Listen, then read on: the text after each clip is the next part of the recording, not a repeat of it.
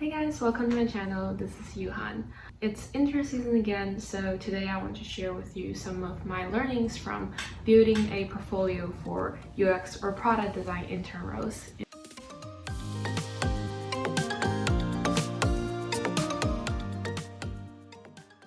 I am currently a master's student in the University of Washington and also an incoming designer at LinkedIn. So through my master and undergrad studies, I applied to tons of companies, got a lot of rejections, and then iterated my portfolio. And eventually my portfolio helped me to get interviews from big tech companies such as Meta, Amazon, Google, LinkedIn, Microsoft, etc. So summarizing all of my success and failures, and also reading tons of other people's case study, I want to share with you today what to do and what not to do in a portfolio for internship or entry-level design roles.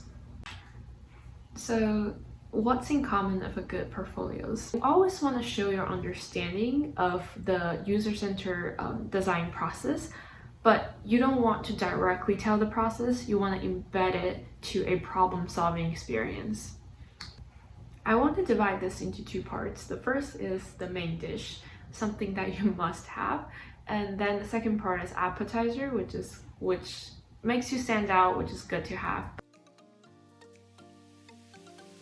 The first part of your story should always be an overview of what you did. What was your role? Who was the user? What is the problem domain that you're trying to solve? Some people also put some of their final designs into this shot, so recruiters and other people can see that immediately. And going to the first part of the actual story, it should always start with understanding the problem. So after you were given a task or you identified a problem space, what type of research did you do, quantitative or qualitatively, to understand your users' pain points? And remembering this part, you're not only just telling I interviewed 10 people or I did I got 50 responses from a survey, but you're going to show why you chose a survey instead of competitor analysis, instead of an interview. And then after synthesizing our research, you have that question, that precious question, how might we? And then you're delving into the second part, which I think is the most important part, which is exploring the possibilities or possible solutions. So remember that as a junior designer or incoming design intern, your final solution are probably not going to be perfect, or as any designer, but it's okay. It's more important that you show your process and show that you are making decisions, you're thinking about the alternatives, and you're deciding on one of your decisions because of 1, 2, 3. And by decisions, it could really vary based on your project types. It could be a decision on a certain feature that you decided to design. For example, a AI chat versus a self-filled questionnaire for user to understand their preference. It could also be a decision on information architectures. So how many things are you trying to put on the home button? It could also be a decision on a small UI pattern. If you're trying to decide between a list or a card view and it plays an important role to your final user experience, you can also justify how you make that decisions. And the iterating process definitely comes with feedbacks. So if you're presenting an industry project, what was the pros and cons in terms of your solution A and B to the user experience, business outcome, engineering efforts, and also design system? Did you seek out feedbacks from your PMs or other engineering partners or other designers? I'll use an example from my Microsoft internship case study. It definitely has a lot of room for improvement, so it's mainly to demonstrate the specific points I was making. So here, in my second iteration, I focus on a very small interaction for clicking on an ad. And in here, I summarized the feedbacks on the product side from the A/B testing, and on the user side from quick usability testing. and interviews, as well as the development side from the engineers' insights. And then I visually showed how they each apply to my old designs and how they help me drive new changes. And if it's a school project, then you probably don't have all of this, but that is okay as well. But pretend that you're an entrepreneur and you're a CEO and you're about to launch your design. What could be the potential pros and cons of your solution in terms of user experience or the potential business outcomes? In my design challenge with LinkedIn, it was a 7-day solo project. I tried to get different perspectives, so I talked with a designer and an engineer about 2 high-level ideas I had, and I also showed why I chose the certain one. The feedbacks from them is relatively high level and conceptual because we were not talking about a real a real feature that's going to be implemented. I also showed another type of feedback, which is usability testing insights. And I think giving more time, I would also want to have other rounds of feedbacks between these 2 fidelities. For example, concept testing for certain features.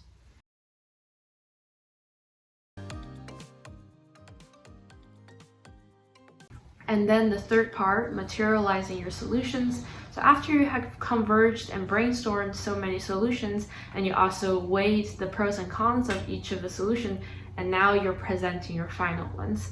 I would say in this part, remember to show the most important features. Don't try to list everything. And I've seen a lot of portfolio where they just put a big Figma files where I can't even see clearly what their solution is.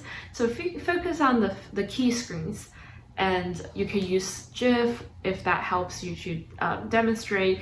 You can also just embed the Figma links, prototype links on your website. The last part of the portfolio, especially to a design interns or juniors, it's important to have the reflections. So what you learn from the project, and if you're given more time, what would you do differently or what would you do more? Talk about the second part, the dessert. So this is something outside of the process that you showed. Speak more uniquely about your talent and something that could only be done by you in this project. This could be a challenge in the project. For example, one of the feature proposed by your PM does not make sense. So how do you resolve that conflict? Or if your engineer pushed back on your design, how did you listen to their ideas and optimize the user experience? In my design for an AR application for children in the hospital, there were a lot of constraints from the environment, from children's safety issues, as well as the AR technology itself. So my team went back and forth on the interaction choices a lot. And I put a large focus of this case study to be explaining the challenges and problems that I met in terms of the interactions and the different type of solutions we as a team came up with. And it could also be an initiative that you've taken.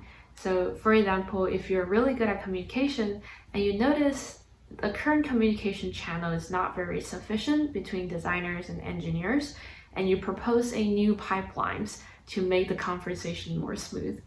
Or if you're really good at visual and you redid a design system or built a design system from scratch, that's also very impressive. So something that people will remember after they read every step you did.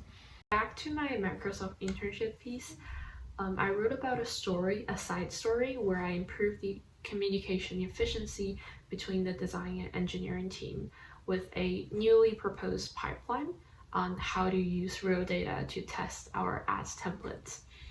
I walked through the process step by step here.